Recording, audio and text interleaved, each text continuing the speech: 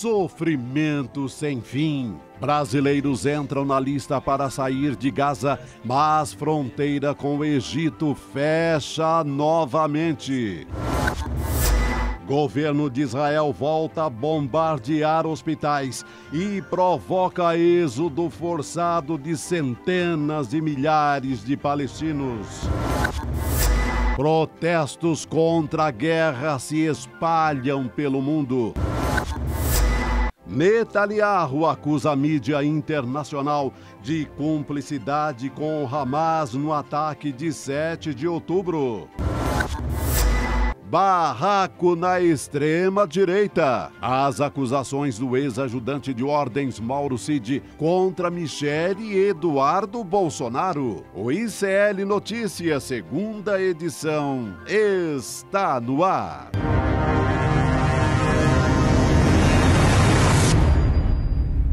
Olá, muito boa noite para você. Hoje é sexta-feira, dia 10 de novembro de 2023. Seja muito bem-vindo, seja muito bem-vinda. Você que nos assiste pelos canais do Instituto Conhecimento Liberta, Eduardo Moreira no YouTube. Hoje eu estou aqui acompanhada de Rodrigo Viana, porque Chico Sá e Chico Pinheiro sextaram, mas está muito difícil, né, Rodrigo, de dar boa noite. A gente está num dia muito difícil em Gaza hoje, então a gente fica até meio carregado, né, para te dar boa noite, mas ainda assim, muito feliz em ter você aqui junto comigo.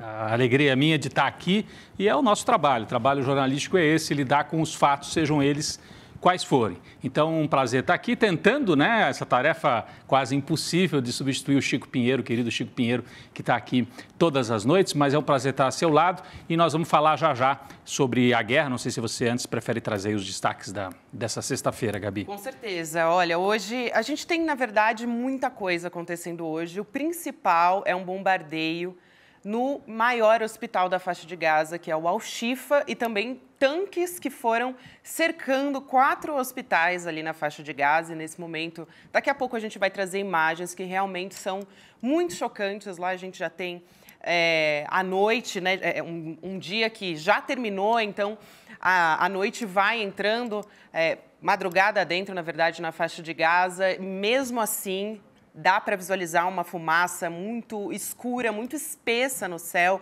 E a gente fica realmente chocado com essas imagens. Um hospital com pessoas em UTI, crianças, enfim, vítimas de bombardeios que agora a gente não sabe qual é a magnitude, qual é a quantidade de pessoas, de vítimas que a gente vai ter a partir do dia de hoje. Tem também aqui no Brasil, Embaixada de Israel divulgando uma nova nota polêmica que a gente vai falar aqui ao longo do programa, tratar sobre isso, sobre essa última saia justa, né, relacionada ao ex-presidente Jair Bolsonaro, que tentou embarcar nessa onda para tirar uma vantagem política de tudo isso.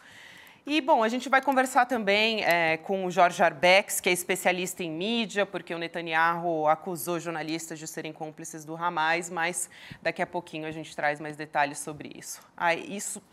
Nós vamos voltar já a isso tudo, né? A isso tudo. Quer dizer, a nossa manchete de hoje, Israel simplesmente transformou essa sexta-feira no dia de bombardear o hospital.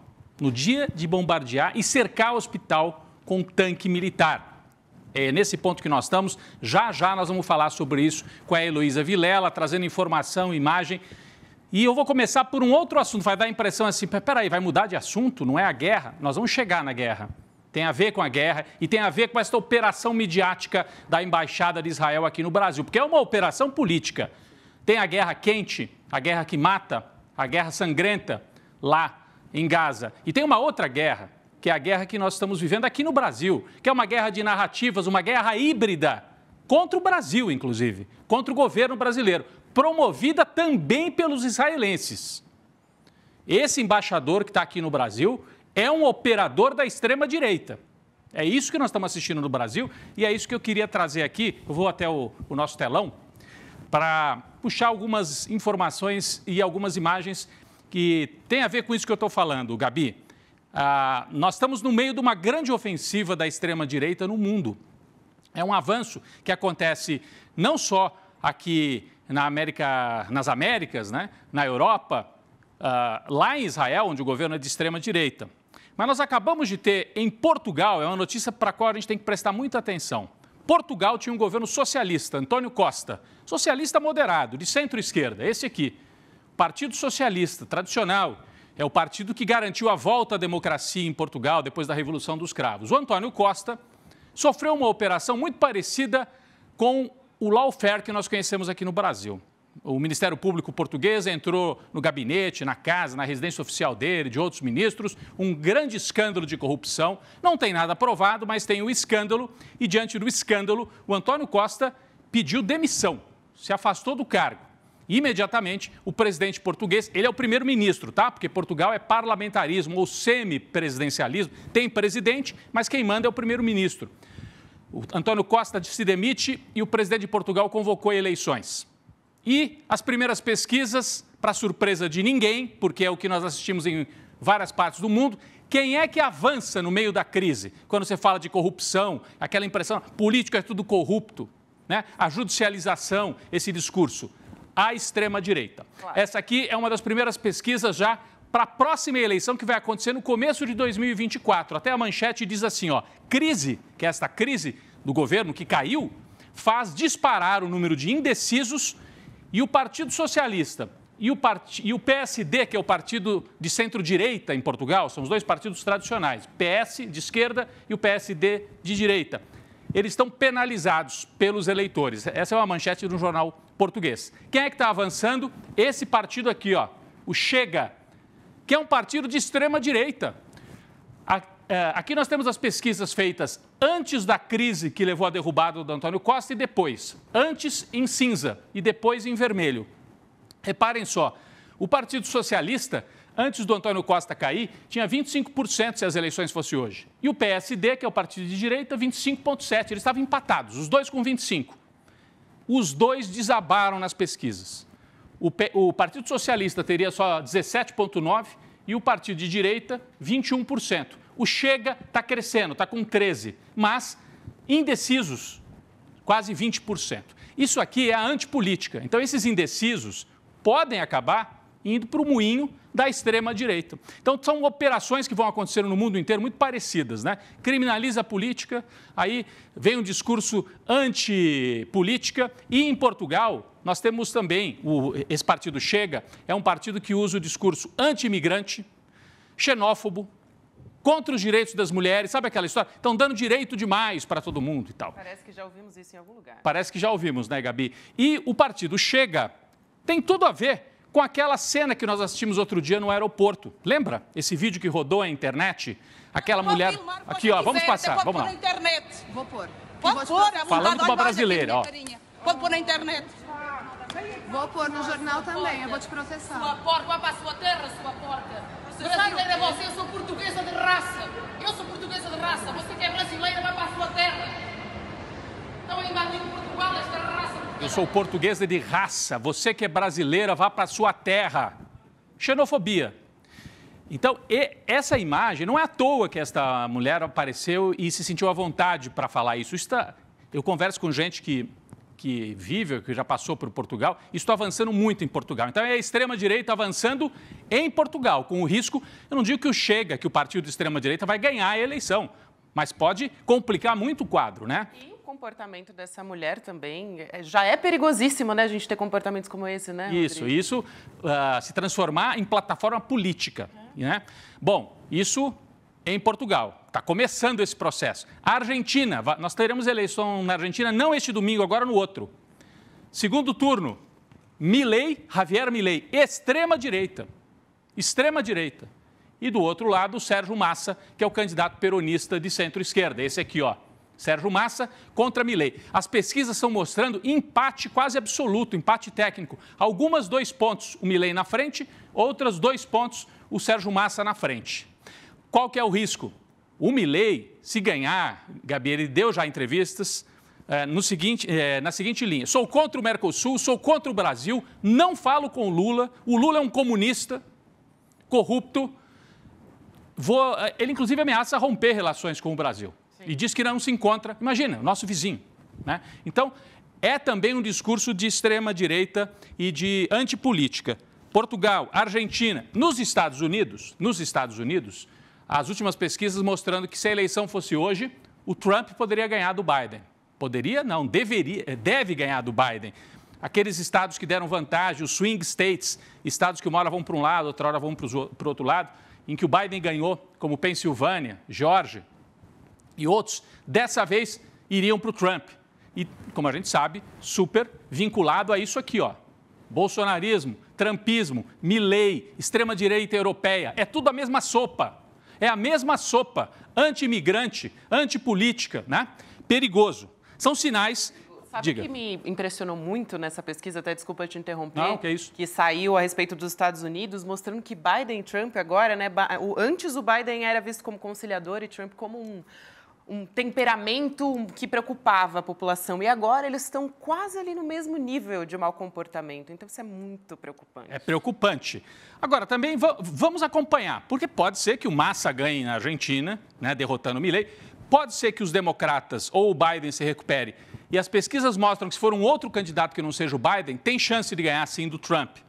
E também o alerta que veio das eleições agora de meio de mandato, onde em vários estados, lá nos Estados Unidos, os democratas foram bem. Então, não está escrito nas estrelas que vai ganhar a extrema-direita em todo lugar. Tem um ano para se recuperar, né? É claro, mas é uma onda que está por aí e que preocupa bastante a gente. São sinais de que essa onda de extrema-direita, ela é internacional e ela está articulada. A gente estava até agora há pouco com a imagem aqui, Bolsonaro e Trump, trocando camisas e tal. E eles trocam figurinhas, os bolsonaristas vão para a Argentina, a gente viu no primeiro turno, foram para lá dar apoio para o Milley. Então, é uma articulação internacional. E tudo isso, gente, tem a ver com uma crise profunda. Nós estamos assistindo, a extrema-direita cresce. No século passado, nós já assistimos isso, no momento de crise do capitalismo. Nós tivemos uma crise de 29, uma crise prolongada do capitalismo no século XX, terminou em 2 guerras mundiais, né? A crise de 29 é depois da primeira, mas daí vem a Segunda Guerra Mundial, o nazismo, enfim, tudo que a gente já conhece. Nós estamos numa crise prolongada do capitalismo desde 2008, não saiu desta crise. E o capitalismo no Atlântico, ou seja, a hegemonia da Inglaterra primeiro e depois dos Estados Unidos, que dura 300 anos, se a gente olhar para a história, nos últimos 300 anos, hegemonia do capitalismo inglês e depois norte-americano. Isso está em xeque pelos BRICS, né? O bloco Rússia, China, Brasil, Índia, África do Sul. Então, o que nós estamos assistindo, a guerra na Ucrânia e a guerra em Gaza, são sintomas dessa crise e desse enfrentamento. Nós temos a guerra quente, como eu dizia no começo, e temos uma espécie de guerra fria, de guerra não declarada. E isso tem a ver com o que nós assistimos no Brasil. Quando vem o embaixador israelense fazer provocação aqui dentro do Brasil, se reunir com o Bolsonaro, né, convidar o Bolsonaro para a reunião com os israelenses e depois vender a imagem de que foi o Bolsonaro que ajudou a libertar os brasileiros, que é uma tese estapafúrdia, porque o Bolsonaro não é capaz de nada, a não ser de fazer confusão nas redes sociais, mas eles estão fortes nas redes. Incendeia a base dele, né? Incendeia, serve para isso. Então, nós vamos depois voltar a esse assunto mais para frente no programa, mas eu queria só nesse abre aqui trazer esse contexto geral. Então, a presença desse israelense, esse senhor aqui, ó, é um agente de desestabilização no Brasil. Ele está aqui para desestabilizar o governo brasileiro. E não é só o Brasil, atingiu os BRICS. Você viu que ontem, quando saiu aquela notícia também esquisitíssima, Israel achou uma célula do Hezbollah aqui no Brasil. Eles que não acharam, não perceberam que o Hamas ia invadir, né, no dia 7 de outubro, mas para achar uma célula do outro lado do planeta, aí foram rapidinhos, né? A hora que saiu essa notícia, saiu uma outra junto, é o Irã. E aí vem já editorial, porque o Hezbollah é ligado ao Irã. Aí já vem editorial da Globo, Brasil, atenção, não é bom ter relações com o Irã. O Irã está entrando nos BRICS, os BRICS estão se ampliando, né? E o Brasil, de todos os países dos BRICS, é aquele que é mais frágil, porque não tem armas atômicas, não tem força militar e tem uma elite completamente aderida ao pensamento dos Estados Unidos, né? A turma de Miami, é a turma do Deltan, Dallagnol, do Moro, do Bolsonaro, né? Então, a elite brasileira é facilmente capturável por um discurso pró-Estados Unidos, pró-Israel, e é por isso que os israelenses vêm aqui e dão uma mãozinha. Vamos enfraquecer o Lula usando o Bolsonaro, que é uma forma de enfraquecer os BRICS, né? É uma parte da grande guerra que se joga no mundo, no tabuleiro mundial. BRICS de um lado e de outro lado, Estados Unidos e Europa em decadência, mas com muita força militar e muita força política ainda. Só queria trazer isso aqui na abertura e a gente depois vai, aos poucos, destrinchando, né? Voltando a esses temas ao longo do programa, Gabi. Mas muito importante, né, a gente trazer esse olhar para entender o que está por trás também esse resultado final que é essa guerra que a gente está presenciando e hoje, num dia tão difícil, a gente, inclusive, vai falar mais um dia, né, Rodrigo, dos brasileiros que continuam na faixa de Gaza, aguardando, mas eles finalmente entraram nessa lista, do que dessas pessoas que vão poder sair de lá via Egito, só que a data de saída a gente ainda não sabe, continua incerta. E uma semana inteira a gente está falando sobre isso, inclusive, né? Vai sair, não vai? Num dia o senador Jacques Wagner deu a informação de que provavelmente seria no dia seguinte, depois a fronteira acabou sendo fechada, enfim, tem muita coisa ainda para ser desenrolada. Mas, Gabi, isso é parte da chantagem do Estado de Israel. Então, segura, os brasileiros não saem. O Itamaraty faz de conta que não está percebendo, mas está. É uma chantagem. Usaram os brasileiros para chantagear o governo Lula, para dizer, a gente não gostou do que vocês fizeram no Conselho de Segurança e nós vamos travar aqui. E a cara de pau, né, Gabi? Nós vamos falar disso daqui a pouco. Hoje, a Embaixada de Israel soltou uma nota dizendo que não, que os brasileiros estão na lista, mas não foram liberados porque o Hamas não deixou. Mas que história é essa? O Hamas não controla essa passagem aqui. Se o Hamas controla essa passagem, como é que os cidadãos dos Estados Unidos, por exemplo, foram liberados para passar? Aí o Hamas deixou? Não faz o menor sentido. A embaixada israelense está achando que é todo mundo otário. Não é. Vai fazer política em Tel Aviv, não aqui no Brasil, né? Eles estão agindo como uma parte do PL, do partido bolsonarista. Não dá. E mais uma vez afrontando o governo brasileiro, claro, né? Mas falando nisso, hoje o ministro das Relações Exteriores, o Mauro Vieira, numa entrevista coletiva sobre os resgates do brasileiro, daqui a pouco eu vou falar sobre a resposta muito boa que a gente teve do chanceler, mas antes eu quero trazer um vídeo sobre o que ele falou a respeito do resgate desses brasileiros, né? Que é o que a gente quer saber. Quando eles vão sair de lá? Vamos assistir. Em Gaza não me permite dizer se será hoje ou amanhã ou quando, é uma região conflagrada e são inúmeras as questões que dificultam a abertura, mas o governo brasileiro tem mantido, eu pessoalmente, os encontros com as autoridades constituídas dos países envolvidos, contatos de mais alto nível, sempre examinando a possibilidade da libertação dos brasileiros no menor prazo possível, junto com os nacionais de outros países que estão na lista. A nossa lista não é das maiores, nós temos 34 em Gaza e há países que têm números muito maiores. A passagem é complexa porque a passagem de Rafah fica aberta durante algumas horas por dia e há um entendimento entre as partes que, em primeiro lugar, passam ambulâncias com feridos. E só depois disso passam, então, os nacionais de outros países. E foi o que aconteceu hoje, ontem e até a quarta-feira, em que não houve passagem do lado da faixa de Gaza para o Egito, por justamente impossibilidade de terminarem de passar ou de passarem as...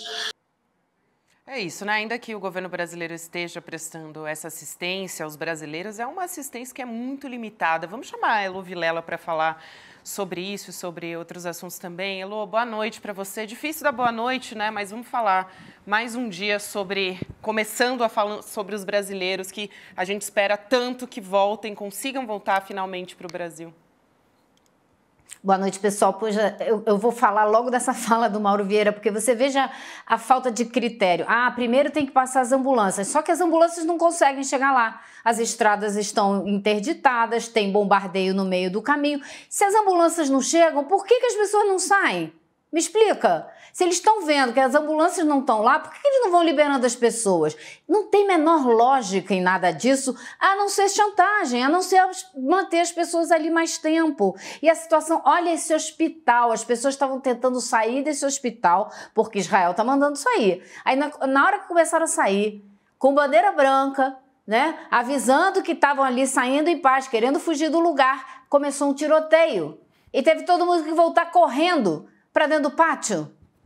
Essa é a situação que os palestinos que ainda estão na faixa de Gaza, especialmente no norte de Gaza, estão enfrentando. Então, os brasileiros agora estão vendo chegar uma quantidade enorme de pessoas que estão fugindo ainda do norte, vindo para o sul. Mas seria legal a gente comentar aqui um recado muito forte. Olha só, olha pessoal, a correria, Elô, que você estava contando. Eles tentam sair e depois correm de volta para dentro. Mulheres, crianças, senhoras já de idade, que a gente percebe ali também. Olha isso, gente. Porque a gente não está ouvindo, mas tem tiro. A gente ouve o som dos tiros. Então, eles começam a sofrer. Olha só. Vamos ver. Aí acho que é antes dos tiros. Logo depois vão vir os tiros. Estão saindo, né, na esperança de tomar um rumo para longe da onde teria o maior risco, né? Que, de maneira absurda, o risco maior são os hospitais. Você está num hospital agora. Os tiros. Ainda não eram os tiros, hein? Ah, tá. Bom, enfim, a gente sabe que tem os tiros, ouviu, mas é isso. É uma cena emblemática. É uma cena emblemática desse dia. Agora, é importante, Rodrigo, a gente mostrar e comentar aqui a resposta que o embaixador Mauro Vieira hoje deu numa entrevista, onde ele mandou um recado muito claro para Israel. Né, Gabi? Muito claro, ele deu uma entrevista para a Globo News, né, Elô? Ele disse que não fala com o embaixador de Israel no Brasil, fala só com o chefe dele. O embaixador, só lembrando, né, é o Daniel Zonshine, ou Zonshine, né, o que vocês preferirem, que causou diversos mal-estares. Hoje divulgou uma nota também, mas ele causou um mal-estar ao encontrar com o Bolsonaro na Câmara para dar palpite sobre a ação da PF, nessa história das pessoas que se disseram, né, a princípio ligadas ao Hezbollah. Enfim, vamos ver o que disse A gente não tem ainda, é isso? Não temos. A gente, na verdade...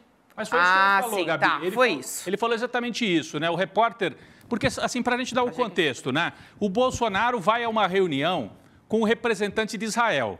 É completamente fora das normas diplomáticas. O embaixador está fazendo a agitação política dentro do Brasil. Ele que vai fazer agitação na terra dele, não aqui no Brasil. Mas ele fez. E aí chamou quem? O cafajeste maior do Brasil, que é o Jair Bolsonaro, para sentar do lado dele. Olha, foi tão absurdo o que ele fez que parte da comunidade judaica criticou, obrigando inclusive a embaixada israelense a dizer, veja bem, o encontro era com os parlamentares, o Bolsonaro apareceu lá por acaso e por acaso se sentou ao lado do embaixador. Mentira! Tinha até plaquinha. A gente tem essa imagem, né? Acho que nós vamos mostrar isso daqui a pouco. Nós temos a imagem.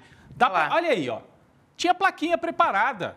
Jair Bolsonaro, ex-presidente do Brasil. Então, o cerimonial da embaixada israelense estava preparadíssimo para sentar ao lado do chefe dos golpistas do Brasil, do chefe da extrema-direita no Brasil. Foi isso que eles fizeram. Uma operação de extrema-direita, de agitação no meio da guerra, para constranger o governo brasileiro e para gerar, né, Elô? Isso que eu queria também ouvir você. Talvez você ainda queira falar sobre isso. Você está em Brasília, então está acompanhando isso até mais de perto, a repercussão junto ao governo brasileiro, né? Gerou um tremendo mal-estar, né, em vários setores. Um tremendo mal-estar. Aí eles disseram, não, foi por acaso. Não foi por acaso, né? Não foi por acaso. E o bolsonarismo está usando isso para dizer, olha... O Bolsonaro é que conseguiu, conversando com o embaixador, liberar os brasileiros agora lá na faixa de Gaza. E eles estão bombando isso nas redes. Não estão dominando as redes, mas estão tentando fazer uma operação casada com Israel, Elô.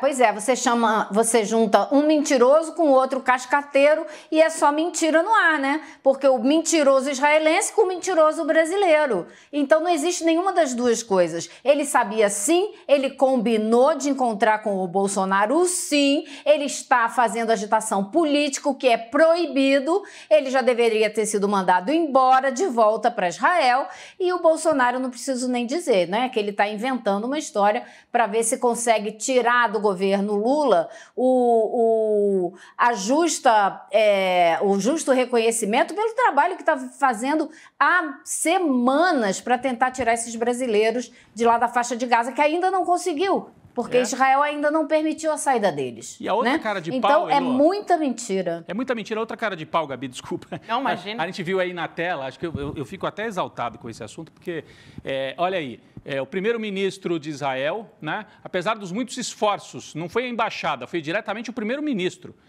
a conta do primeiro-ministro. Eu falei aqui que tinha sido a embaixada. Então eu também falei, exatamente. Apesar de muitos esforços de Israel e Brasil, o Hamas impediu hoje a abertura da passagem de Rafah e impediu que os cidadãos brasileiros saíssem da faixa de Gaza. O que você acha dessa afirmação, Heloísa Vilela? É a grande mentira. Porque o Hamas não controla a saída, não controla a fronteira, nunca controlou. Quem controla a fronteira é Israel e é o Egito. E eles dois é que tem que decidir quem passa, quem não passa. Quem olha a lista de pessoas e aprova cada nome um por um são as autoridades israelenses. O governo brasileiro já deixou isso muitíssimo claro. Então é a mentira das mentiras. A gente está lidando com uma gangue de mentirosos, né? Deixa eu só corrigir a nossa correção, porque, na verdade, é sim da Embaixada de Israel no Brasil. Só que a gente, não sei se na hora da arte a gente colocou, porque a gente deu se o primeiro-ministro deu um RT, eu duvido que tenha sido isso. Eu acredito que a gente tenha só colocado ali, a gente colocou, né, como se fosse do Netanyahu, né, do governo de Netanyahu, mas, na verdade, eu acabei de abrir aqui no Twitter de Israel no Brasil, que é a Embaixada de Israel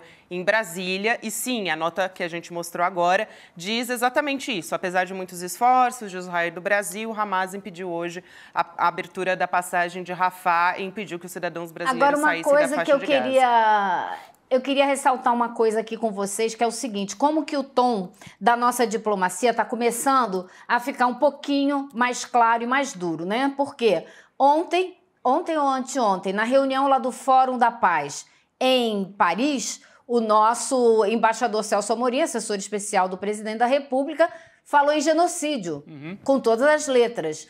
Hoje, Mauro Vieira deu uma entrevista dando um tapa com luva de pelica na cara desse mentiroso israelense, né? Dizendo que ele não conversa com ele não, porque ele conversa com o chefe dele. Ou como quem diz, cala sua boca, você não tem nada que ficar falando aqui dentro do nosso país. Então, eu acho que existe aí sim uma mudança no tom da conversa, porque essa situação, essa relação está se azedando, obviamente se azedando. Está aí o Celso Amorim dizendo que é genocídio que a gente está vendo. E quem é que tem dúvida que é genocídio quando a gente está vendo o dia de hoje os hospitais, 4 hospitais cercados com tanques e atiradores de elite que mataram um paciente dentro de um hospital. Estão bombardeando. Às 5 da tarde começaram a aparecer as imagens. Olha aí, tá essa declaração do Celso Amorim, né? A morte de milhares de crianças é chocante. A palavra genocídio, inevitavelmente, vem à mente. Bom, não vem à mente de quem não está vendo o que está acontecendo, porque a gente já sabe que é um genocídio há semanas, né? Ô Elô, só antes da gente ir para mais detalhes sobre esse dia de ataques aos hospitais, hoje de manhã, o Eduardo Moreira, em Série Notícias Primeira Edição, fazia uma reflexão sobre isso, essa operação de propaganda do Bolsonaro em parceria com a Embaixada Israelense, né? Que a gente repudia, mas que dá algum resultado para o bolsonarismo. Isso é um fato, a gente também não pode brigar com os fatos. Para a gente é ridículo. O bolsonarismo está espalhando assim, graças ao Bolsonaro, os brasileiros vão ser soltos. Para a gente é ridículo. Agora, o Eduardo Moreira fez essa leitura. Nas redes bolsonaristas funciona. Para eles está funcionando na bolha deles, que é uma bolha grande. Acabou de sair uma pesquisa Quest, tentando quantificar o quanto que o Bolsonaro conseguiu recuperar terreno fazendo esse discurso mentiroso e fazendo essa operação casada com Israel. Porque Israel usou o Bolsonaro e Bolsonaro usou Israel para entrar e diminuir a diferença em relação ao Lula nesse debate. Está aí na tela, Elô, Gabi, todos e todas que nos acompanham. Eu sei que muita gente só ouve, então é bom olhar para a tela agora. Olha a diferença, né? Até o dia 20, aliás, até o dia... Aqui é pelas... 20, 19, né? Na verdade, o dia 18. É isso que você vai descer? Não, aqui, ó. Quando começa a descer, né? Aqui, ó. Dia 9/11. Dia 9/11, o Lula e o resgate dos brasileiros. Em vermelho são menções positivas ao Lula e em azul positivas ao Bolsonaro. Então, aqui desse lado é o dia 9 e aqui desse lado é o dia 10. Olha como muda. Olha como o bolsonarismo consegue recuperar parte do terreno. Também não é que ele recuperou tudo, mas para ele teve efeito. Ele sai de 16%, depois 27% de dimensões positivas, vai avançando e tem 36 dimensões positivas. O Lula ainda tem muito mais. O Lula tem 64% de dimensões positivas. É um levantamento da Quest, né? O Felipe Nunes, que é o diretor da Quest, fez uma análise, para quem quiser, está lá na conta dele, lá no Twitter e em outras redes sociais, analisando esses números. Então, dá para quantificar. É uma operação de propaganda do bolsonarismo que teve um resultado, ainda que o Lula, olha, 2/3 dos brasileiros, ou pelo menos das menções nas redes, né? Não podemos extrapolar para todos os brasileiros, estão entendendo que a operação é do governo, é do Lula, né? Mas, para essa Agora, Rodrigo, eu me pergunto o seguinte, agora que os brasileiros não saíram, como é que vai ficar essa fama de negociador do Bolsonaro, né? Porque a culpa é do Hamas agora, né? Não, agora a culpa vai ser do Lula, na verdade. A culpa é do Hamas, é do Lula, sei lá de quem que é. Né? Para eles vale qualquer coisa. De qualquer maneira, a gente vê que teve um resultado concreto, ainda que assim... É desesperador que 1/3 dos brasileiros acreditem nisso? É, mas 2/3 não acreditam. Diante do que nós vivemos nos últimos anos, parece que o estouro da boiada bolsonarista não foi tão feio assim, segundo esse levantamento da Quest. Mas é para a gente ficar atento. Eles estão mostrando que são operativos e têm parceiros internacionais, inclusive, né, Elô? E aí também só para fechar essa história, o Bolsonaro também, ele disse em entrevista para a CNN, né, que ele tinha conversado com autoridades israelenses para liberar os brasileiros. Então, por isso que também a base dele começou a incendiar, né? Ele chancelou, né? Exatamente. Ele foi na CNN Brasil e disse essa mentira lá. E teve esse palco aí também. Né? A CNN Brasil chancelou essa mentira, né? Vamos botar essa frase aí da maneira correta. E vamos falar sobre como que está a história que eu comecei aqui, né, ao longo do programa. Eu disse que a gente ia falar mais sobre isso, entrar nos detalhes, mas a gente teve ataques a hospitais e a gente vai falar também sobre o êxodo forçado dos palestinos. Nesse momento aí a gente está vendo imagens, inclusive, das bombas caindo durante a madrugada, que é onde os ataques ficam, né, que é quando os ataques ficam muito mais intensos. E dentro da cidade de Gaza, tanques israelenses cercaram diversos hospitais hoje, como eu disse, de acordo com a cobertura da rede TV Al Jazeera. E o hospital Al-Shifa foi bombardeado, pelo que a gente tem de informação até o momento, 5 vezes em 24 horas, gente. Esse é o cenário que a gente tem. Agora a gente está vendo as imagens, inclusive, de um desses bombardeios ao Al-Shifa. Hoje, o médico norueguês, o Mads Gilbert, que trabalhou em Gaza por décadas, ele fez um apelo, né, desesperado, como todo mundo deveria estar nesse momento. Eu acho que ele deu voz a isso também. Ele fez um apelo para os poderosos no mundo inteiro. Ele divulgou um vídeo nas redes sociais perguntando: vocês podem ouvir os gritos dos inocentes que estão nos hospitais bombardeados? A gente tem as imagens, né, que ele colocou nas redes sociais, fazendo esse apelo desesperado e pedindo para eles cessarem fogo, né, como a gente vem pedindo há tanto tempo. Eu não sei mais o que falta, né, para isso acabar. Eu acho que não é só desesperado, a voz dele é de uma revolta absoluta. Ele começa dizendo Joe Biden, Joe Biden, Joe Biden, Blinken, Blinken, Blinken, que é o secretário de Estado americano, e pergunta no fim da história, falando, como você disse, vocês estão ouvindo, porque a gente ouve uns gritos no fundo, vocês estão ouvindo os gritos dos inocentes? E aí ele fala, quando é que vocês vão parar com isso? Vocês não estão parando com isso, vocês são todos cúmplices. Todos cúmplices, países da Europa, governos da Europa e dos Estados Unidos. Ele chamou todos eles à responsabilidade. E os médicos da Grã-Bretanha hoje fizeram uma grande manifestação, segurando cartazes com os nomes de médicos assassinados nesse conflito até agora. Mandaram uma carta para a Associação Médica da Grã-Bretanha exigindo um cessar-fogo. Essas aí na tela são as imagens do bombardeio ao Hospital Al-Shifa. O presidente do hospital, o Dr. Muhammad Abu Salmiya, disse que o dia 10 de novembro de 2023 vai entrar para a história como o dia do ataque israelense aos hospitais de Gaza. É isso mesmo, 4 hospitais cercados por tanques, atiradores de elite E esses são os alvos, nesse momento, dessa guerra que o Estado de Israel promove contra o povo palestino.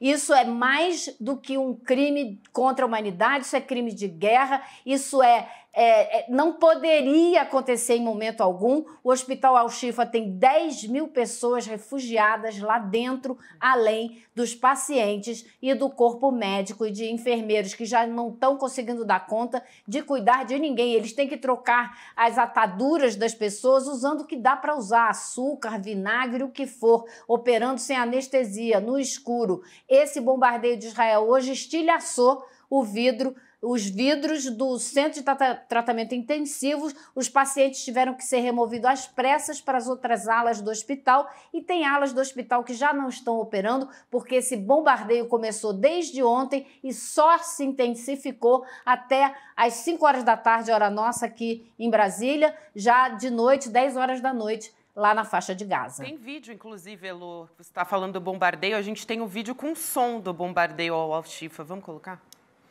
غير الحرب اللي بغزة هاي كمان صواريخ لا إله إلا الله هذه الحرب حرب غير الحرب اللي بغزة الاشتباكات اللي قاعدة بتصير ورا حرب طاحنة. São as bombas caindo no entorno do hospital. E também, Heloísa, a entrevista do médico que você destacou, o médico norueguês, só para ressaltar bem, é um médico norueguês que já atuou lá, né, durante muitos anos, conhece bem a realidade lá na Palestina. Inclusive, ele deu uma entrevista algumas semanas atrás dizendo que ele testemunhava que jamais viu um militante do Hamas dentro de hospital nenhum, porque essa é outra narrativa, né, outra falácia apresentada por enquanto. É falácia, porque eu não vi prova nenhuma. Então, eu tenho que dizer que é uma falácia, que é uma manipulação. Ele disse outro dia. E hoje ele deu esse depoimento, inclusive, enquanto ele falava também, né, trazia essa questão dos tiros, do cerco. É um negócio absurdo, Elô. Porque o Estado de Israel precisa apresentar provas, né? Absurdo. Uhum. E ele pode apresentar a prova que ele quiser, isso não dá a ele o direito de bombardear um hospital cheio de paciente. Ele pode ter a prova que ele quiser. Agora, a Al Jazeera fez uma investigação seríssima a respeito de toda a estrutura do hospital, com imagens da construção do hospital, e desmentiu tudo que o governo de Israel falou a respeito do subsolo e de uma entrada que eles falavam ali, que era a entrada secreta dos terroristas, uma estrutura... É um poço d'água, entendeu? Então, eles desmentiram toda essa história. Agora, eu não quero saber... Pode ter 500 mil terroristas lá debaixo. Eles não têm o direito de matar os inocentes, os médicos, os enfermeiros e os pacientes do hospital por causa disso. Arranja outra maneira de fazer essa sua guerra. Não é assim, matando os inocentes, que você vai conseguir. Não pode ser. Não deveria ser. Mas é o que a gente está vendo acontecer aqui agora, nesse minuto, o mundo inteiro vendo o que está acontecendo. E quem é que vai parar esses caras? Quem é que vai parar o governo de Israel nessa marcha da insanidade, como muito bem disse o presidente Lula? Inclusive, ontem a gente teve aqui no estúdio o jornalista João Paulo Charlot, ele falou justamente desse bombardeio às ambulâncias, como na verdade é crime de guerra. Não poderia de forma alguma bombardear uma ambulância, mesmo que tenha terrorista do Hamas dentro da ambulância. Isso é absurdo. Ele estava justamente falando isso. É um dos mais antigos princípios, né? Exatamente. Quando se criaram as regras para o direito internacional, né? Humanitário. Exatamente. Um dos princípios mais antigos é não se bombardeia ambulância. Não interessa o argumento que seja. O outro é óbvio, né? Mas está escrito também, não se bombardeia hospital. Então, Israel faz como alvos 2,5 milhões de palestinos, faz como alvos funcionários da ONU, dezenas já foram assassinados pelo governo israelense. Aliás, a ONU foi transformada em inimiga por Israel, que pediu a cabeça do secretário-geral da ONU. Transforma em alvo pessoal médico, enfermeiro, profissionais dos hospitais e jornalistas. Nós vamos falar daqui a pouco sobre isso também. Acusando jornalistas. Agora é fácil, é tudo terrorista, é tudo agente infiltrado. Então bombardeia todo mundo. Na prática é o que eles estão fazendo, né? Então, eu não entendo como é que ainda podem se ofender quando as pessoas falam em genocídio. Eu vejo alguns na comunidade judaica se ofendendo. Não, genocídio foi o que aconteceu lá atrás, na Segunda Guerra Mundial. Agora, só morreram 10 mil, né? É pouca coisa. Inclusive, a gente tem imagens do bombardeio. Mais de 11 mil hoje. 11 agora. E agora a gente, Mais de inclusive, 11 vai mil. ter mais, né? Porque já bombardearam os hospitais, então a gente ainda não sabe qual que vai ser a consequência humanitária disso, né? O custo de vida dessas pessoas. A gente tem imagens do bombardeio do acampamento em Al-Shifa, o momento que a bomba cai, a gente vai colocar aqui também.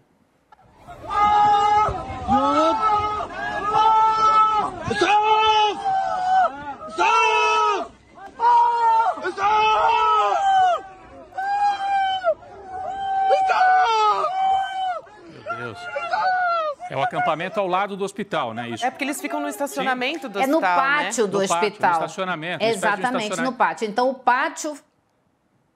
Fala, Elô. O pátio foi bombardeado, exatamente. Não, é isso, o pátio foi bombardeado e mais de uma vez. Então, eles ficam ali em torno do... E muita gente está sendo atendida no pátio, Rodrigo. Não tem lugar mais para atender ninguém dentro do hospital. Então, não é só refugiado, é paciente também. Ou seja, isso não é um absurdo, isso é crime. Isso é crime, isso é crime, isso é crime. Não tem outra palavra. Né? E quando bombardearam... Agora, quem não... Fala, Elô, desculpa. Diga.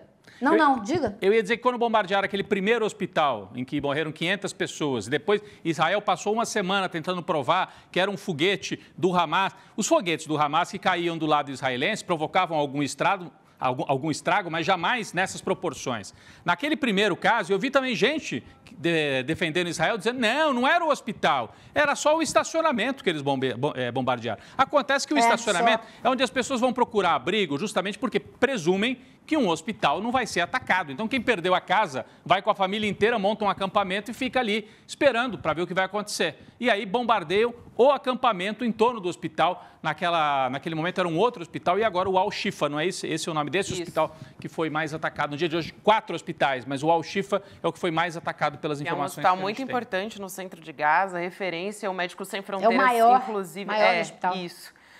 Disse que as equipes do Médicos Sem Fronteiras pararam de trabalhar nos hospitais apoiados na cidade de Gaza porque foram atacados ou correm o risco de ser atacados a qualquer momento. E as pessoas estão com medo de ir aos hospitais. Foi o que disse o coordenador médico do Médicos Sem Fronteiras, Dr.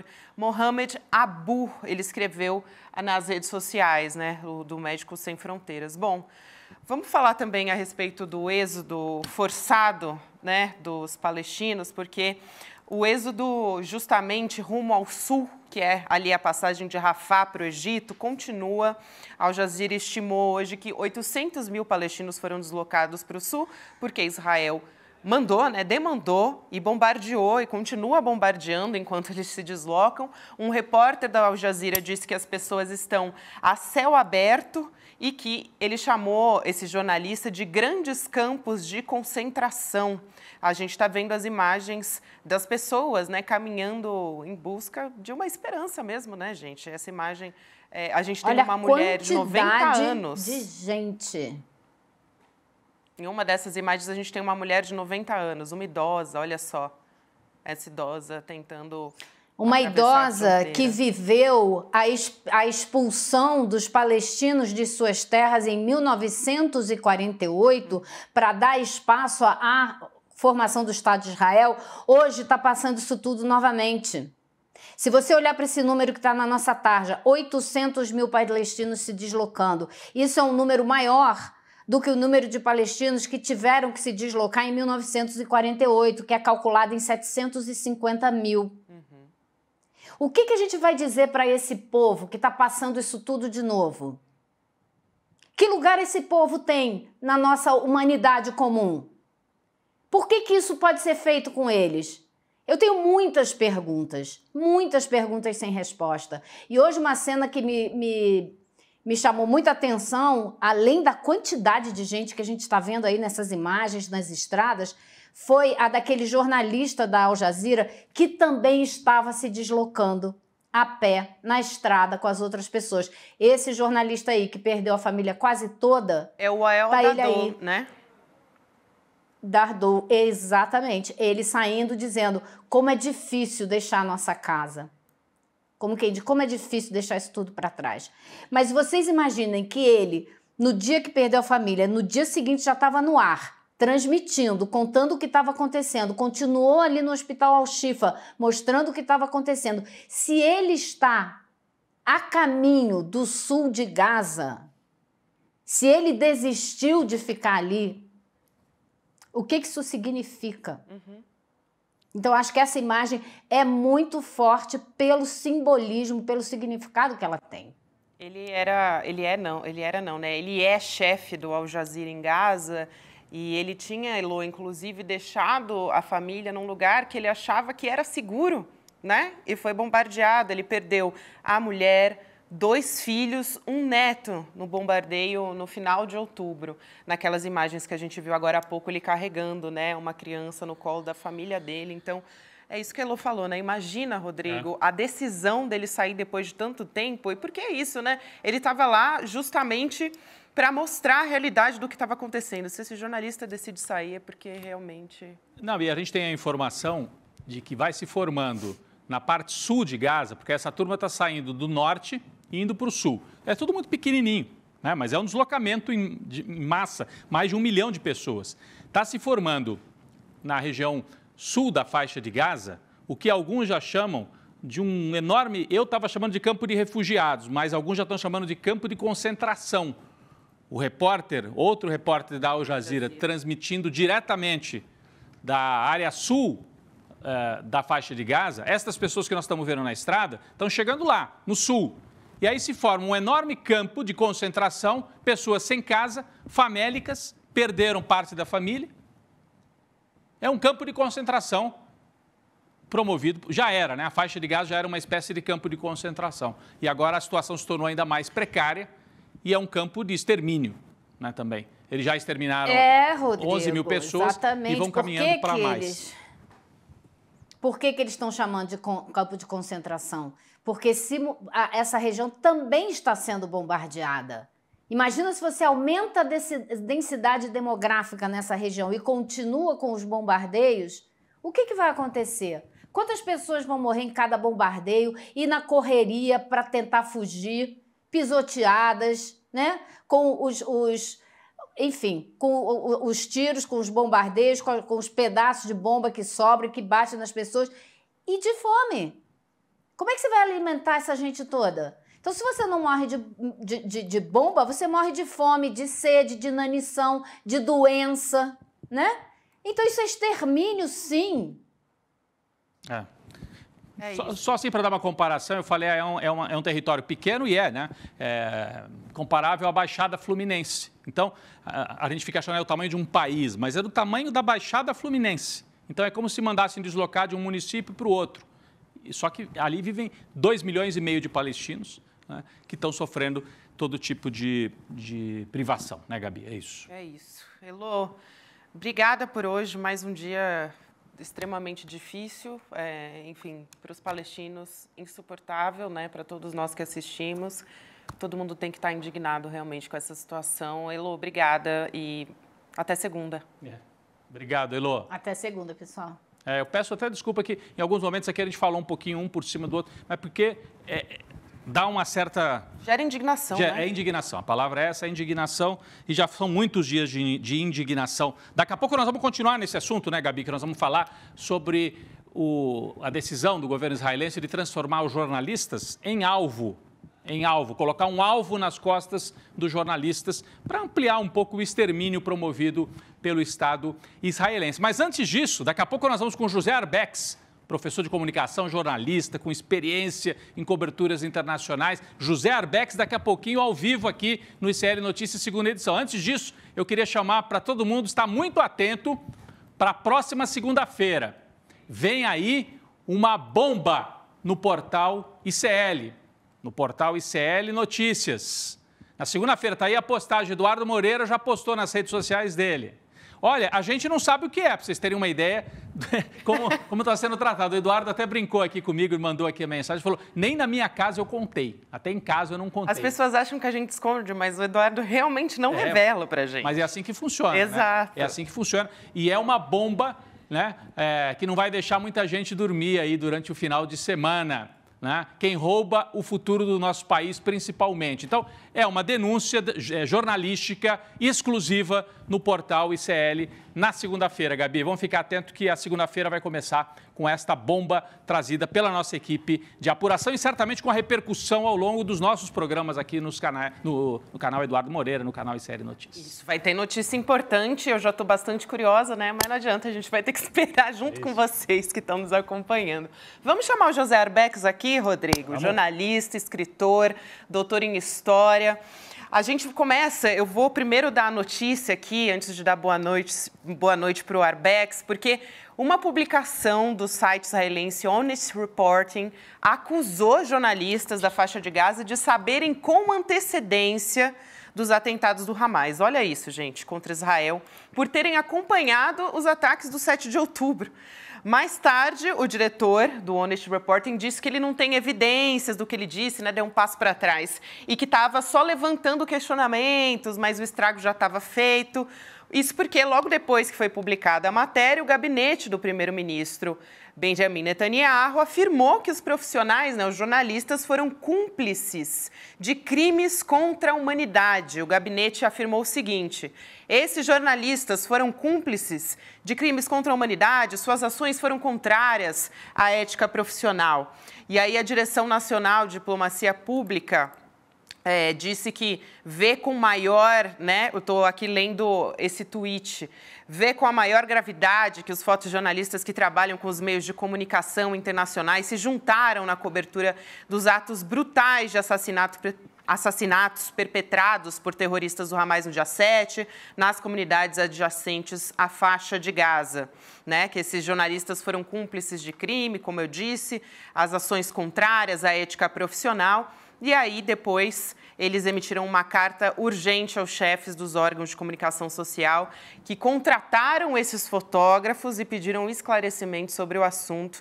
E aí disseram que exigem que sejam tomadas medidas imediatas. Agora sim, vou dar boa noite para o Arbex. É tão absurda essa declaração que parece mentira, mas realmente aconteceu. Eu pergunto para você, Arbex, existe uma ofensiva do governo de Israel contra os jornalistas? Por que os jornalistas são uma ameaça para Benjamin Netanyahu?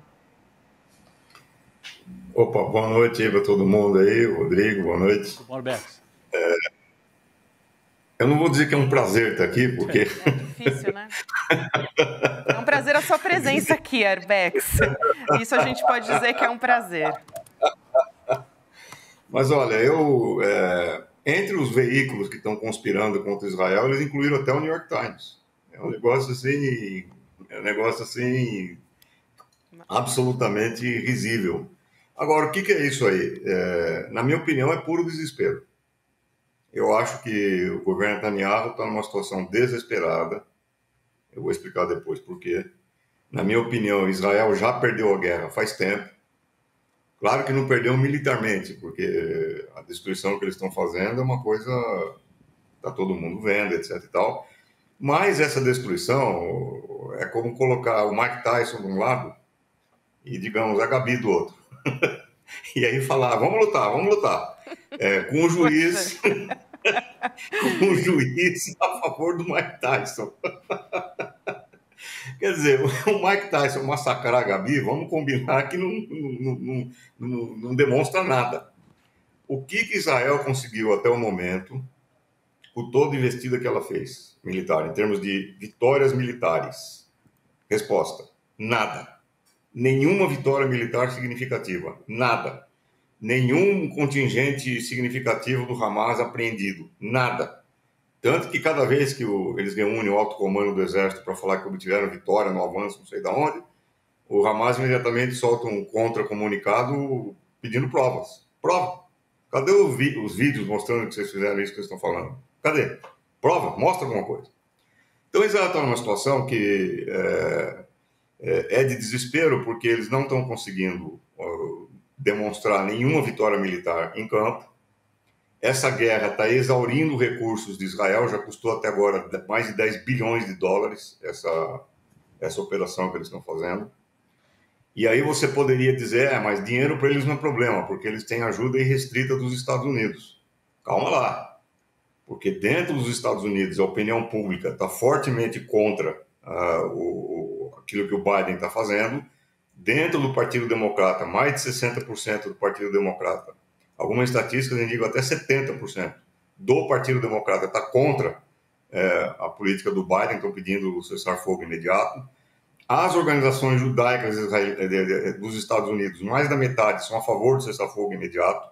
Nós vimos a ocupação da Estátua da Liberdade outro dia, vimos a ocupação do Capitólio em Washington outro dia por organizações judaicas. Teve uma cena absolutamente constrangedora para o Biden há uns 10 dias atrás, quando ele foi numa conferência de arrecadação de fundos lá no interior dos Estados Unidos, e um rabino levantou no meio da fala do Biden e falou: se você realmente ama os judeus, pare com essa guerra imediatamente. Quer dizer, o Biden está perdendo o chão, está perdendo o apoio num ano eleitoral decisivo para ele, e a possibilidade dos Estados Unidos ficar mandando dinheiro indefinidamente para Israel vai afundar cada vez mais a campanha.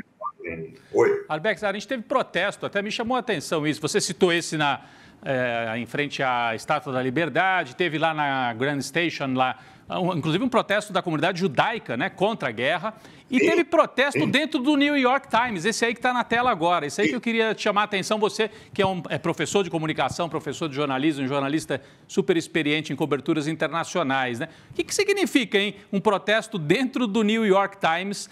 Mostra o quê? E o New York Times deve estar, né, super alinhado aí com Israel, mas como é que você analisa isso, essa onda de protestos que chega até os jornais? Daqui a pouco a gente vai falar dos jornais brasileiros, mas por enquanto lá o New York Times. Eu ia começar com o jornal brasileiro. Então pode, você que sabe, manda. Eu ia dizer para você que eu vou fazer um pouco o papel de advogado do diabo aqui, porque esse pessoal está protestando com razão contra o New York Times, com razão. Mas, por exemplo, antes de ontem eu li uma notícia no New York Times. Olha essa notícia, gente. Precisa entender o que essa notícia está querendo dizer. New York Times dizendo que as batalhas em campo lá em Gaza já podem ser comparadas às grandes batalhas do século XX. Ou seja, sem dar o nome aos bois, eles estão dizendo que Gaza você tem uma batalha que pode ser comparada ao cerco de Stalingrado, ao cerco de Leningrado. Quer dizer, se o New York Times está dizendo isso, você imagina o inferno que o exército de Israel deve estar enfrentando ali, porque esses caras do exército de Israel estão acostumados a matar criança, matar velha, matar doente. Isso eles sabem fazer. Agora, enfrentar uma resistência organizada no campo de batalha, isso eles não sabem. E o New York Times está dando. Olha, isso aí, meu amigo, pode ser comparado ao cerco de Stalingrado. Então, o New York Times, se você lê com atenção o New York Times, apesar do viés que ele tem completamente pró-Israel, você ainda consegue obter informações importantes. Olha só, Arbex, desculpa te interromper, só queria chamar a atenção para essa imagem que a gente colocou agora de uma manifestante, né? Ela trocou o nome New York Times por The New York Crimes, justamente por conta desse apoio que a gente está falando aqui. A gente vai pedir também para você se aproximar, por favor, Arbex, um pouquinho mais do seu notebook, não precisa ser tão perto, mas só para ficar mais próximo ao microfone e a gente poder te ouvir um pouquinho melhor. Tá. Obrigada. Eu, em compensação, estou ouvindo um monte de barulho aí na linha. Não sei se vocês estão ouvindo também. Não, aqui a gente não ouviu. Agora parou. Agora parou. Então tá bom.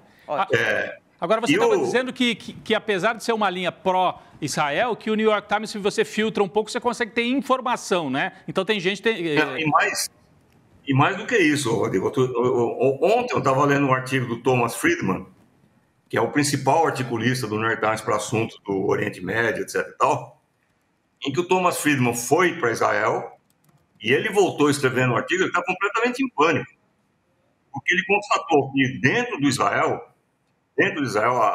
Israel foi fundada com um mito que funcionava como uma espécie de certeza aglutinadora da população israelense, que isso aqui é uma fortaleza inexpugnável, todos os judeus estão seguros aqui dentro, nunca nada vai nos atingir aqui dentro. Diz o Thomas Friedman, isso aí acabou. Existe pânico hoje entre a população israelense, porque independente do resultado dessa guerra aí, acabou a mitologia de Israel como uma fortaleza segura. E ele diz claramente o seguinte, ele diz, Netanyahu não é o pior dirigente, o pior governante de Israel na história contemporânea. Netanyahu é o pior dirigente de toda a história do judaísmo. O Milton Friedman dizendo isso. Quer dizer, se você compara essas coisas que o New York Times publica com aquilo que sai no Brasil... Sim. A imprensa brasileira é mais pró-israelense do que os jornais israelenses. A verdade é essa, né? A imprensa brasileira, a grande imprensa chamada grande imprensa. É bastante, exato, é bastante é um crítico. belo jornal, né? Você nunca vai ver na imprensa brasileira artigos que saem no Haaretz, quer dizer, então não dá, a imprensa, não existe imprensa no Brasil. O que existe é um lixo. É um lixo propagandístico, panfletário, que não tem o menor compromisso com a ética jornalística, não tem o menor compromisso com a informação, é um lixo que produz propaganda. Não tem como. Então, esse protesto que fizeram na CNN, lá na Paulista, eu estava lá junto, eu participei também desse protesto aí. Só que enquanto eu estava no protesto, eu fiquei pensando, deixa aquele pessoal que está protestando contra a imprensa nos Estados Unidos ficar um dia no Brasil. Eles não vão acreditar naquilo que eles vão ver, porque é a imprensa oficial israelense da pior qualidade. Então, aqui no Brasil, mas isso é muito grave, né, Rodrigo? Porque... Sim, é gravíssimo. Aqui, olha, é o protesto da Paulista, uma parte dele, em que as pessoas levaram, né... no último sábado. Isso, no último sábado, simbolizando as crianças mortas, e fizeram esse protesto em frente à CNN Brasil, né? Porque vocês sabem, bom, quem não é de São Paulo não sabe, mas a sede da CNN Brasil é ali na Paulista. Levaram ali para a porta, né? Para realmente mostrar, nós sabemos que tipo de discurso que vocês estão fazendo. Eu ia justamente perguntar para você, aprofundar um pouco esse debate sobre a imprensa brasileira, Arbex. No dia, aliás, foi anteontem, né, que o embaixador fez aquela pantomima, aquele gesto de propaganda junto com o Bolsonaro, aquela afronta ao Brasil, né, ali no Congresso. No mesmo dia, sai a informação de que uma célula do Hezbollah foi encontrada no Brasil e desbaratada graças à cooperação com o Mossad. Eu assisti parte do noticiário, por exemplo, da Globo News, e não é que eles levantaram a dúvida, eles afirmaram, a célula terrorista, terrorismo no Brasil, prenderam 2 terroristas, é o Hezbollah. Eu queria que você trouxesse para a gente, assim, fecha a história, né? Primeiro, análise geral, como é que está sendo a imprensa brasileira, você já falou. Mas essa história específica do Hezbollah, o que você acha disso? Que depois, no segundo dia, eu vi que a Globo deu uma recuada. Eu acho que o Comitê Central lá falou, podem falar, podem... Aí os sujeitos um pouco mais, os homens e mulheres jornalistas um pouco mais conscienciosos falaram, escuta, que história é essa? Os caras não descobriram o Hamas lá no dia 7 de outubro, e agora descobriram a célula do Hezbollah aqui no Brasil. Mas eu queria a sua avaliação, porque você é um analista de mídia, um professor sobre isso, e também um jornalista com muitos anos de experiência. Arbex. Ô Rodrigo, isso daí chegou a atingir o nível do pastelão, porque o Hezbollah, para quem não sabe, é um partido político, uma força impressionante dentro do Líbano, é a principal força política do Líbano.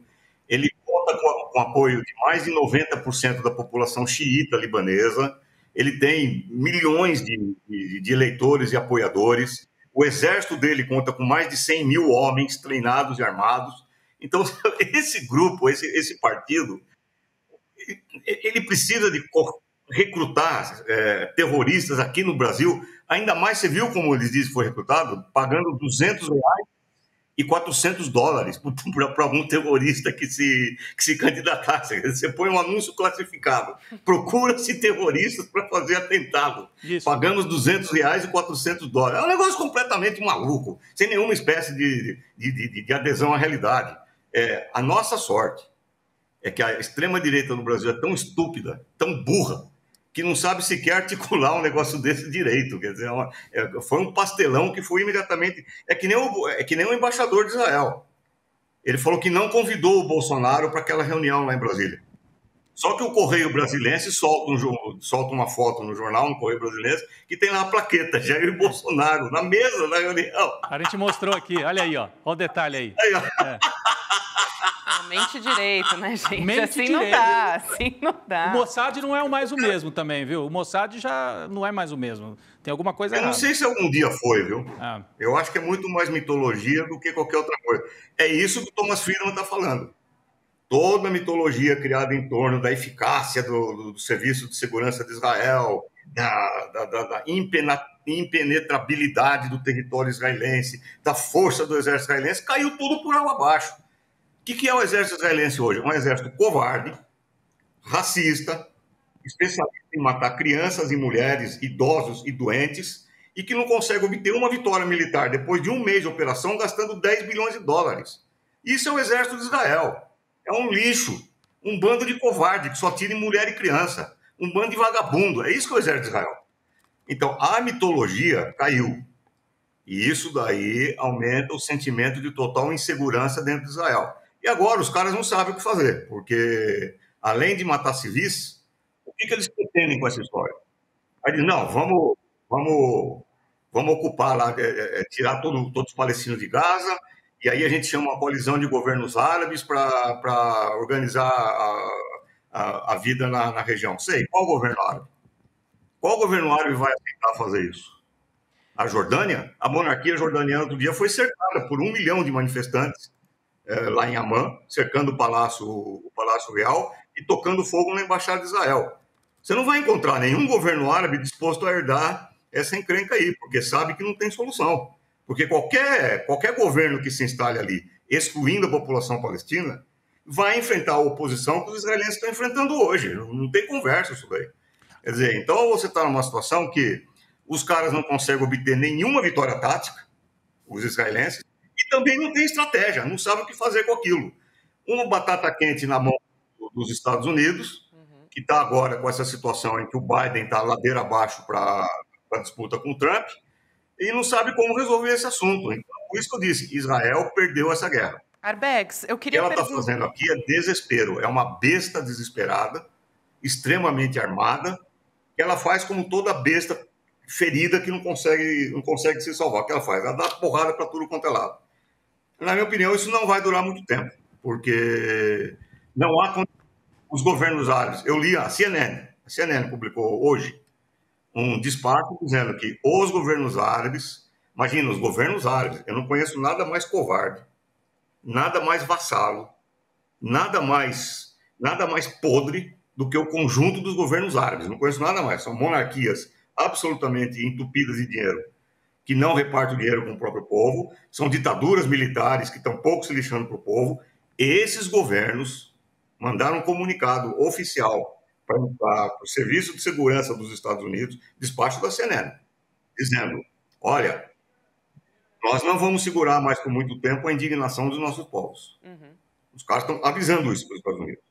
Então, essa guerra, esse morticínio não pode se prolongar durante muito tempo, porque se prolongar, vai regionalizar, e isso daí vai virar um enfrentamento de grande magnitude que, no seu limite mais drástico, pode chegar a um enfrentamento nuclear. Arbex. Agora, oi. Eu queria te perguntar a respeito do jornalista que saiu, né? Na verdade, que saiu não, mas que está na estrada rumo ao sul de Rafah, né? Onde justamente as pessoas estão caminhando para sair da faixa de Gaza, o Wael Al-Dadou, que é aquele jornalista que perdeu a família, perdeu a mulher, os 2 filhos, um neto também no final de outubro. E ele, que era diretor, chefe da sucursal da Al Jazeera em Gaza, e estava lá reportando tudo o que estava acontecendo, para ele tomar essa decisão de saída da faixa de Gaza, a que ponto se chegou, e também levando em conta a experiência dele como jornalista, né? Para ele decidir sair, a que ponto a gente chegou nesse conflito? É uma situação de desespero absoluto, isso aí não tem a menor dúvida. E, na minha opinião, a destruição só não está sendo ainda maior, porque, em alguma medida, o governo dos Estados Unidos já registrou golpe na própria credibilidade dele e, de alguma forma, está tentando conter um pouco a mão do Netanyahu. Agora, é uma situação tão cínica que, eu não sei se vocês chegaram a divulgar isso, mas o Antony Blinken, que é o grande carniceiro, diga-se de passagem, o Antony Blinken é mais carniceiro do que o Biden. O Antony Blinken, ele chegou a pedir para o dono da Al Jazeera, lá em Catar, para ele moderar as transmissões da Al Jazeera, para não incitar a violência e não incitar mais revoltas. Ele chegou a querer censurar a Al Jazeera. Agora, tudo isso está fazendo água, né? Todas as providências que o imperialismo toma não estão colando, não estão grudando.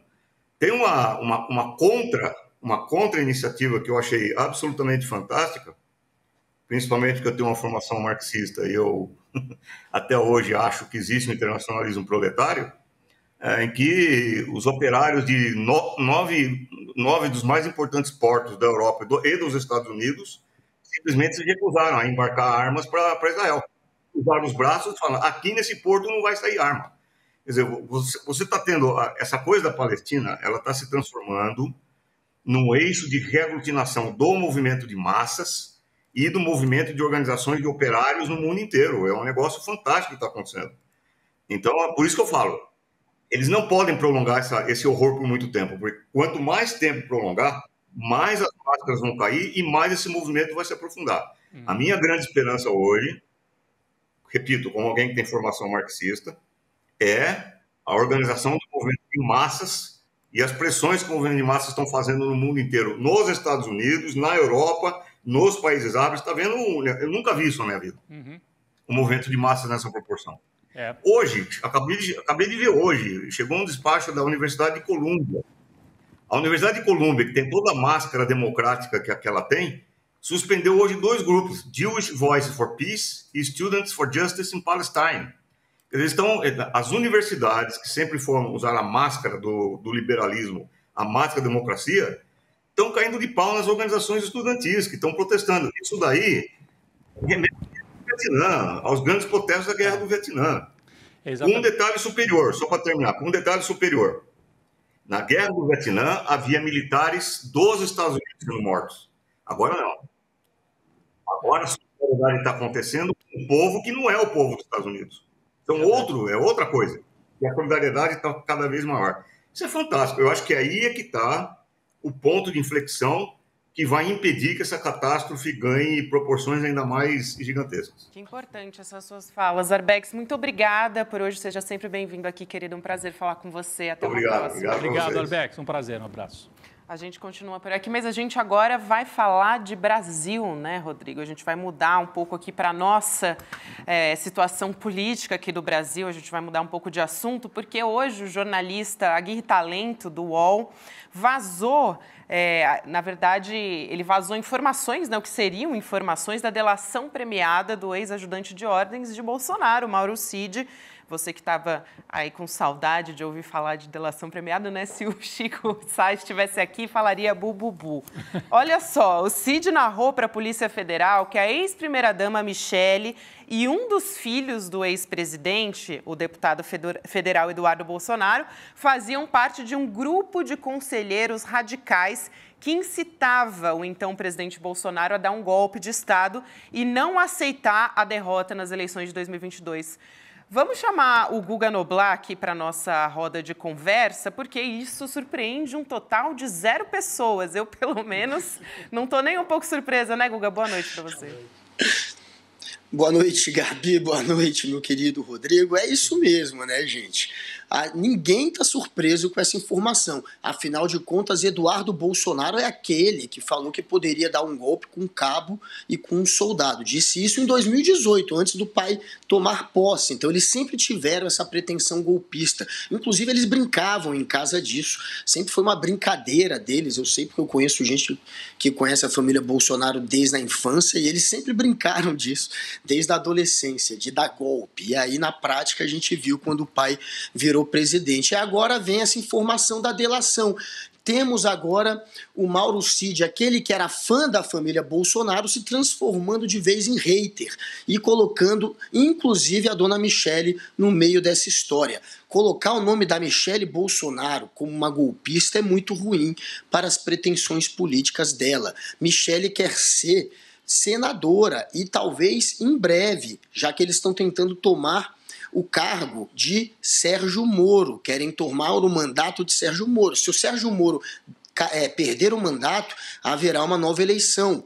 Tem o Álvaro Dias, do Podemos, tem a Gleisi Hoffmann, do PT, e no PL pode ser que Michele Bolsonaro fure os olhos de Paulo Martins, que seria o candidato e que disputou a eleição para o Senado e perdeu por pouco para o Sérgio Moro. Pode ser que coloquem, apesar de ter sido Paulo Martins o candidato e do PL ter se comprometido com ele, pode ser que Michele vire a candidata. Então, inclusive, o nome dela está em primeiro lugar nas pesquisas que têm sido feitas lá no Paraná. Então, é claro que para as pretensões políticas dela também pode ser um obstáculo, né? Mas, enfim, não surpreende, como disse a Gabi, ninguém. É interessante passar justamente para você, Rodrigo, porque ali ninguém segura a mão de ninguém, né? Assim, a Michele se virando contra... Não, aliás, o Cid se virando contra a Michele Eduardo, ninguém tá nem aí, né? O Mauro Cid, né? As pessoas achavam que o Mauro Cid ia segurar a bronca, né, Guga? Que ia demorar, talvez, não ia envolver com tantos elementos a família Bolsonaro. Mas esse vazamento de hoje mostra que não é bem assim. Talvez ele esteja temendo, até o pai dele também já está envolvido no caso, o general que tem o mesmo nome, né? General Cid, que é amigo do Bolsonaro. Então, parece que ele desistiu de segurar a bronca para ele e está jogando para cima da própria família Bolsonaro, né? Essa é a leitura, pelo menos, que eu faço. Mas eu queria aproveitar, Guga, você que é tão ativo nas redes sociais e que sabe como elas funcionam, né? No dia a dia. A gente está falando da família Bolsonaro. A família Bolsonaro, o Jair Bolsonaro, fez essa operação com o embaixador de Israel fez uma parceria com ele naquele ato ali na Câmara dos Deputados. A gente viu, mostrou agora há pouco essa pesquisa da Quest, não sei se você já teve tempo de olhar, Guga, senão a gente põe aqui na tela, mostrando como é que isso repercutiu. Como é que você avalia? Os bolsonaristas estão conseguindo retomar a ofensiva nesse tema da guerra? Quão importante é isso para eles, né? Como é que você analisa o poder que os bolsonaristas ainda têm nas redes sociais? Está aqui no nosso telão. Como é que, ao longo das últimas horas, de ontem para hoje, o Bolsonaro conseguiu virar em parte as menções positivas relacionando o nome dele à atividade aí nas articulações para liberar os brasileiros lá de Gaza. Então, em azul, olha só, em azul, menções positivas ao Bolsonaro, em vermelho, menções positivas ao Lula. A gente percebe que eles conseguiram, né, em parte. Mas eu queria a sua avaliação sobre isso. Como é que você vê essa operação bolsonarista, Guga? Pois é, eles sabem gritar, eles são muito histéricos nas redes sociais e claro que eles estão agora jogando juntos para tentar espalhar uma fake news patética, como se o Bolsonaro tivesse de alguma maneira atuado para trazer os brasileiros que nem ainda foram resgatados, né? Que mais uma vez foram impedidos de cruzar a fronteira de Rafah. Quero saber então até se a culpa é do Bolsonaro. A glória ia ser dele, a culpa agora é dele também, mas enfim, eles estão fazendo o jogo que eles sabem fazer. Espalhar fake news é o que eles de melhor sabem fazer. E é claro que não creio que seja apenas uma maneira orgânica de se jogar. Acho que, inclusive, mais uma vez, eles acionaram também, em algum grau, os robozinhos deles. E estão tentando espalhar essa bobagem, essa narrativa que não se sustenta em lugar nenhum. Isso é fogo de palha. Isso dura 24 horas, dura no máximo 48 horas, e essa história, essa narrativa fake do Bolsonaro ajudando em algum grau a resgatar os brasileiros, isso vai sumir, isso não vai ficar registrado na história e vai sumir rápido. Eles estão fazendo isso, eles não têm mais o poder que eles tinham antes, inclusive mostra essa pesquisa isso, né, que eles de fato não conseguiram furar a bolha, por mais que eles tenham conseguido gritar muito, eles não conseguiram furar a bolha, ninguém fora da bolha deles está levando isso a sério, e dentro da bolha deles também, eles sabem que é uma grande piada, mas estão tentando espalhar. Então isso não dura, é fogo de palha, acaba logo, e o bolsonarismo está muito enfraquecido. Se fosse uns 2 anos atrás, talvez eles conseguissem até emplacar uma versão fantasiosa dessa. Agora, neste momento, enfim, que eles perderam muitos militantes e que eles perderam também, principalmente, muitos patrocinadores que acabavam irrigando essa militância, sustentando essa militância, é claro que isso aí é fogo de palha. Já já isso aí vai sumir. Só para completar, Gabi e Guga, né, o Felipe Nunes, que é o coordenador da Quest, fez uma postagem, ele mesmo fazendo a interpretação desses dados que a gente mostrou agora há pouco, e a conclusão que ele tira é a seguinte: os dados da pesquisa mostram que logo depois que Bolsonaro deu a declaração à CNN, a gente falou agora há pouco, porque ele foi à CNN e falou, eu ajudei, eu falei com o embaixador e tal. Então, a CNN chancelou de alguma maneira, ou pelo menos abriu espaço para que ele fizesse esse tipo de afirmação. Cresceram as manifestações em favor do ex-presidente, diz o Felipe Nunes. Mas nada que significasse uma virada total de cenário.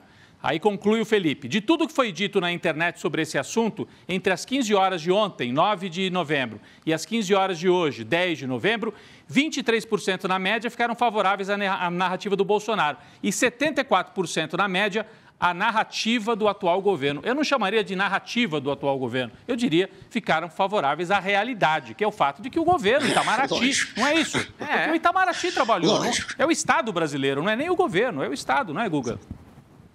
É isso, ficou com os fatos. O fato é esse. Quem trabalhou foi o Itamaraty. O Bolsonaro foi para uma reunião com um embaixador que, pelo jeito, é mais um fantoche, que não tem, pelo jeito, essa moral toda, né? Um embaixador que agora está tendo que arrumar uma desculpa esfarrapada de que encontrou o Bolsonaro por acaso ali. Enfim, Bolsonaro e esse embaixador, pelo jeito, eles não têm força nenhuma. Bolsonaro a gente sabe que não tem força nenhuma para se meter nessa história, e esse embaixador pelo jeito também tampouco. Então quem conseguiu isso de fato foi o Itamaraty, foi o governo brasileiro também, e a pressão da mídia, a pressão também da opinião pública, eu acho que também ajudou. É isso, Guga. Agora, eu queria mudar de assunto aqui, voltar um pouco, não tanto, né, porque a gente está falando dos brasileiros em Gaza também, mas vamos falar sobre a guerra novamente, né? Tirar um pouco o olhar do Brasil, porque isso mexe, enfim, com as pessoas em todo o mundo, de diferentes maneiras. E, no meio de toda essa guerra de informações, genocídio, o Instituto Brasil-Israel lançou um guia contra o antissemitismo. Isso porque essa semana, né, foi o Dia Internacional contra o Fascismo e o Antissemitismo. Até Eduardo Moreira já falou sobre isso hoje de manhã. São 85 anos da Noite dos Cristais, também falamos a respeito no ICL Notícias, segunda edição. Em 9 de novembro aconteceu um pogrom, que é a perseguição de um grupo étnico, né, ou religioso, e nesse caso foi na Alemanha.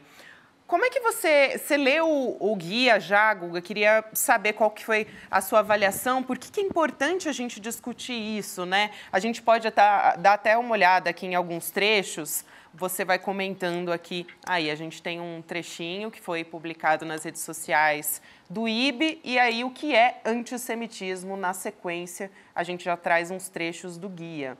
É antissemita promover mitos, estereótipos ou atitudes sobre o sionismo ou Israel que derivem ou reforcem acusações e figuras de linguagem antissemitas. E só para fazer uma observação aqui, porque eu ainda não terminei de ler o guia, né, confesso, mas estou lendo, e não se defende o governo de Benjamin Netanyahu, tá? Não é isso que está sendo feito ali. Quero te ouvir, Guga, a respeito disso. Eu acho que antissemitismo, eu acho que quase todo mundo entende, né, o que significa. Eu acho que o interessante desse guia é mostrar o que seria também o antisionismo e como isso se aproxima do antissemitismo, porque de fato está tendo uma confusão. E muita gente está levando o sionismo para um lado de ser um discurso dos supremacistas, daqueles que querem colonizar, que querem invadir. E aí eles acabam, de alguma maneira, generalizando, colocando praticamente todo o judeu que mora em Israel como um sionista supremacista. Então, esse guia, ele tenta explicar para as pessoas que o sionismo, inclusive um movimento que tem na sua origem uma inspiração marxista, é um movimento que vem de uma geração que é progressista e que passou a ser dominado pela direita, principalmente a partir do final da década de 70, mas esse movimento, basicamente, é um movimento que prega a autodeterminação do povo judeu, que prega que o povo judeu deve ter um Estado. E a autodeterminação nacional é um direito de todos os povos, explica esse guia. A autodeterminação nacional de Israel se chama sionismo e tem várias vertentes. Tem o sionismo laico, inclusive é o princípio do sionismo. O sionismo queria separar o Estado da religião, por isso, inclusive, que muito judeu ultra-ortodoxo sempre foi contra o Estado de Israel. Está falhando ainda, na verdade. Não? Não? Então tudo bem. Acho que é o meu ponto, que bom. Pode continuar. Inclusive, muito judeu ultra-ortodoxo sempre foi contra o Estado de Israel, exatamente porque queria separar, queria fazer um Estado laico, e também porque os ultra-ortodoxos consideram que quem deve determinar aquele Estado como um Estado judeu é o Messias. Você não pode, de alguma maneira, passar por cima do que o Messias faria. Eles estão esperando que o Messias faça isso. Mas, tirando os ultra-ortodoxos, a maioria absoluta dos judeus são sionistas. E tem sionistas que são de esquerda, tem sionistas que são de direita. Explica o Instituto Brasil-Israel. Então, quando você generaliza e coloca todos os sionistas como supremacistas, mesmo que a sua intenção seja apenas a de apontar para quem é supremacista, que é esse governo atual do Estado de Israel, você acaba apontando para todos os judeus, já que a maioria absoluta, dependendo da pesquisa, gente, tem pesquisa do Instituto Gallup que mostra que 95% dos judeus de Israel são sionistas. Tirando os ultra-ortodoxos, todos são sionistas. Então você não pode colocar na mesma balança todo um grupo que luta pela autodeterminação nacional de um povo. No momento que você faz isso, que você generaliza, você, na opinião do Instituto Brasil-Israel e na minha também, você está cometendo um ato de antissemitismo. Você está, sim, generalizando toda uma população, e você está, sim, colocando todos eles no mesmo saco que deveria estar uma parte deles, uma parte pequena, porque os extremos nunca é a maior parte da população. A maior parte da população de Israel não é como é o Benjamin Netanyahu e o governo dele, não é colonialista, não é supremacista. Então não dá para generalizar. Essa generalização seria antissemitismo. E eu acho que esse é o ponto mais importante para se destacar deste projeto que foi feito pelo Instituto Brasil-Israel, deste guia, a palavra que me sumiu foi o guia. Deste guia, o mais importante seria esse ponto, destacar como essa generalização do sionismo acaba provocando também, em algum grau, acaba sendo também um antissemitismo. Você acaba carregando um grupo para um lado de uma crítica que é uma crítica antissemita, que é julgá-los todos como supremacistas. É isso que diz este guia, e é este o ponto mais importante. É importante você trazer isso e o combate ao antissemitismo também super importante, né? Porque nesse momento em que há tantas críticas ao governo de Netanyahu, muitas vezes isso pode acabar transbordando para gestos, atitudes, enfim, antissemitas, como a gente já viu no passado e como tem visto aqui e ali também nesse momento. Um parêntese, porque muita gente está falando disso no chat. Gente, criticar Israel não é antissemitismo. Inclusive, exato, o guia fala isso. Tá? O guia fala disso, quer dizer, criticar Israel, criticar o governo, criticar... acho que nós temos uma arte aí, né? O que não é antissemitismo. Via de regra, as críticas ao sionismo e a Israel, a oposição às políticas de Israel, a ação política não violenta dirigida ao Estado de Israel, não devem ser consideradas antissemitas. Então, as críticas a Israel, enfim, não são antissemitas por si. Mesmo as críticas controversas, estridentes ou duras a Israel pelas suas políticas e ações, incluindo aquelas que levaram à criação de Israel, não são por si só ilegítimas ou antissemitas, diz também o mesmo guia que ao qual o Guga estava se referindo. Eu ia só fazer uma ponderação muito rápida, a gente está com o nosso tempo já se esgotando, eu não quero me alongar muito, Guga, mas eu já vi judeus, né? Bom, historicamente, tem alguns judeus que eram contra a criação do Estado de Israel, portanto, eram antisionistas. Há judeus antisionistas, né? Havia no passado. O caso que é mais lembrado é o do Freud, né? Que não era favorável à criação do Estado de Israel, mas havia muitos. E eu já vi, nós já entrevistamos aqui, por exemplo, o Breno Altman. Ele é antisionista, é judeu.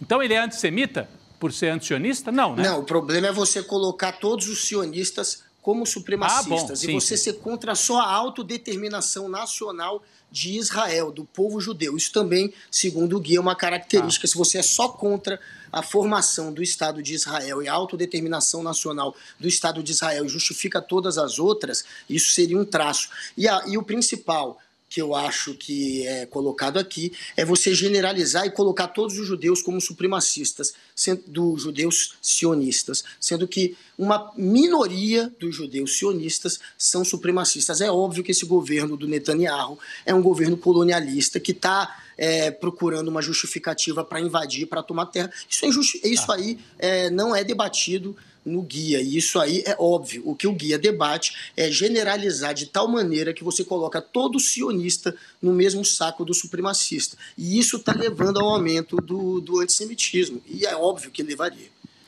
Guga, muito obrigada por hoje, querido. Bom final de semana para você. Conversa importantíssima que você trouxe aqui. Até mais. Legal. Obrigado. Boa noite. Boa noite. Até mais, Rodrigo. Até mais, Obrigado. Gabi. Até.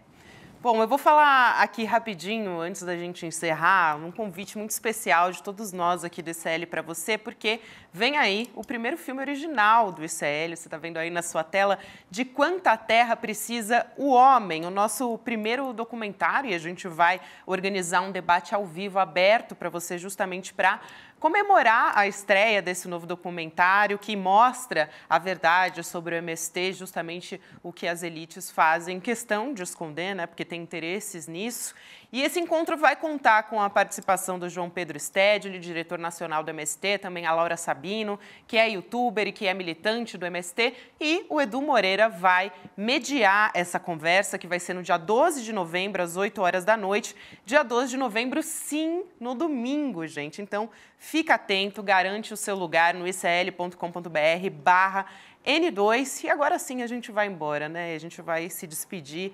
E muito obrigada, Rodrigo. Obrigado, Gabi. Passou muito rápido, né? Passou rápido. Apesar de termos falado de assuntos tão difíceis da guerra, nesse dia em que Israel bombardeou hospitais, fez um cerco aos hospitais. E lembrando também, segunda-feira, bomba. Bomba não é um bom termo para a gente usar no dia de hoje. Então não é bomba. Na segunda-feira, uma matéria exclusiva, uma reportagem exclusiva no site ICL Notícias. O Eduardo Moreira já está anunciando, não vamos poder falar exatamente o assunto, porque é justamente um furo jornalístico no ICL Notícias na segunda-feira. Muito bom, muito bem lembrado. Foi um prazer estar aqui do seu lado. Agora a gente vai para o Sinapse ICL com a Roberta Garcia e o César Calejon, que vão entrevistar a Lívia Santana Vaz, promotora de justiça do MP da Bahia. Vamos nessa então, pessoal. Bom final de semana para vocês. Na segunda a gente está de volta e você está ligado com a gente a partir das 7 horas da manhã. Bom final de semana. Até mais. Obrigado. Fala, turma, faltam só 2 dias para o nosso encontro de lançamento do primeiro documentário original ICL, De Quanta Terra Precisa o Homem. O documentário que vai revelar a verdade que é escondida pelos donos do poder sobre o maior movimento social do mundo, o MST. Para você participar do encontro é só clicar no link aqui em cima ou aqui embaixo. E aí, rapidinho e gratuitamente, você vai poder se inscrever e assistir os trechos inéditos do filme que a gente vai passar e participar do debate junto com João Pedro Stedley e outros grandes nomes sobre essa questão do campo no Brasil. Se inscreve agora, ou o link aqui ou aqui, depende de onde você está assistindo. É rapidinho e você não pode perder essa. Um abraço e até lá.